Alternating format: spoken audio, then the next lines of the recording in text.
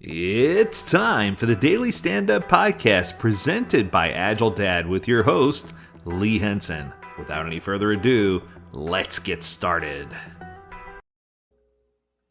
Just this past week, I had some folks asking me about business analysts and a role of a business analyst on an Agile team.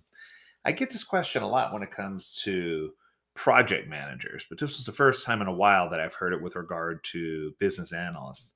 So I thought I would identify or help you identify or talk about some of the things that you can do as a business analyst to make sure that you remain relevant on an agile team.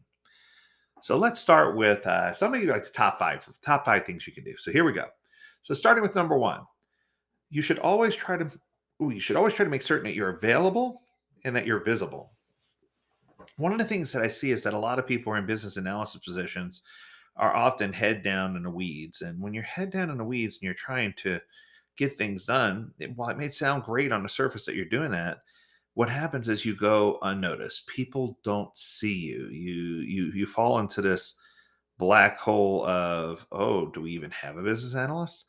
And it's just so interesting to me because it's sad in a way. I want the analyst to be, present, ever present, and in the forefront of our thoughts. And that means that that analyst has to express interest in strategic initiatives, offer help when people are creating backlog items and putting them in Jira, asked to be chosen or to help or to assist with transformation projects that you haven't worked on before. Aside from the value that business and business analysts can bring to the initiative, this is just one of the best professional opportunities for anyone doing a job to make sure that you're available, visible, and doing what you need to do. Okay, here comes number two.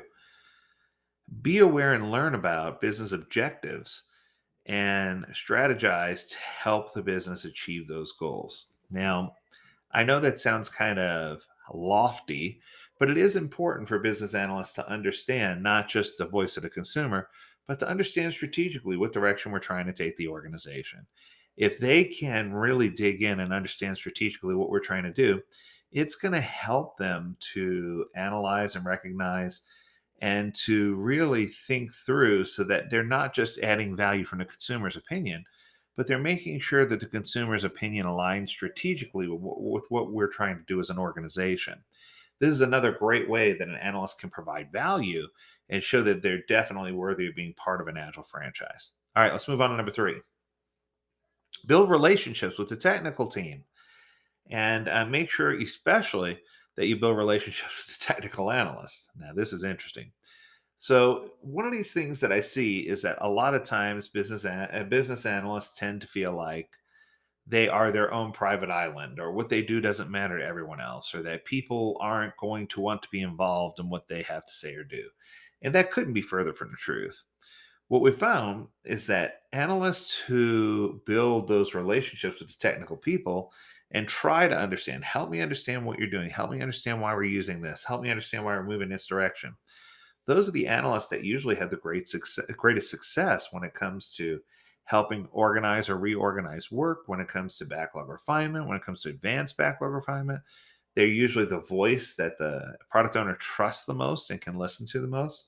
So I'm not saying that this is a whole weakness here, but I think that good or great business analysts are the ones that continue to build relationships with those people who are technical if you're working on a technical project, right? Okay, coming in at number four, you need to consider how what you're doing impacts other teams and other projects. Now, this one is really, really interesting for me because sometimes I think as a business analyst, I'm like, what am I doing? How is that impacting anybody else? Well, it could put a threshold on the amount of time or space we have to solve problems. It could stifle inquisitiveness and cause people to not want to be creative anymore. It could do all kinds of things. The biggest thing that I've seen is when an analyst becomes too heavily involved and starts messing with things that impact other projects, that they quickly get disregarded as the person who helps us break everything. And that's important because you don't want to be known as that person. You don't want to be known as the person who's impacting all the other projects and all the other things that are happening. I take that back. You do want to be known as the person who's impacting other projects in a positive way, right? And then finally, my last one, and this is probably the most important one, you need to learn how to take responsibility. Take responsibility for what's going on. Say, hey, I did know about that, or hey, I am aware, and this is what I found. And I think that if you can take responsibility as a business analyst, that you're going to be in a much better place. Um, I've recently had the opportunity to speak a lot at the Project Management World Business Analysis Summit. And what I can tell you is just from speaking at the PMBA conferences that I've met some of the best business analysts in the world. And a lot of them are fearful because of Agile. And when I explain to them that there's definitely a place, there's a home for business analysts in Agile, and that it's an important home, it's one of the most important homes, then they tend to calm down and relax and realize that they do have a place in this world.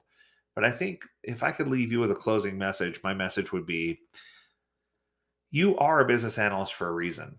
Maybe it's your attention to detail. Maybe it's your strength in communication. Maybe it's your impulse to always worry about what the consumer's needs are and be aware of those. Maybe it's the relationships that you build with people, especially the product owner and technical folks. But the big takeaway from this is that agile teams without a business analyst are relying on product owners to do all of that research and all of that information I just now described, which is pretty much impossible, right? So, what I teach people is let's figure out how we can incorporate a business analyst into our group if we don't have one. Or if we do have one, let's make sure that the business analyst understands the responsibilities that we expect of them so that we can maximize benefit and become successful in our agile implementations. That's going to do it. I hope you learned a lot from this episode. If you have a topic you'd like for us to discuss, learn more at agiledad.com. We'd love to hear from you. As always, we encourage you to stay healthy, stay well, and stay agile, my friends. Until next time, do take care.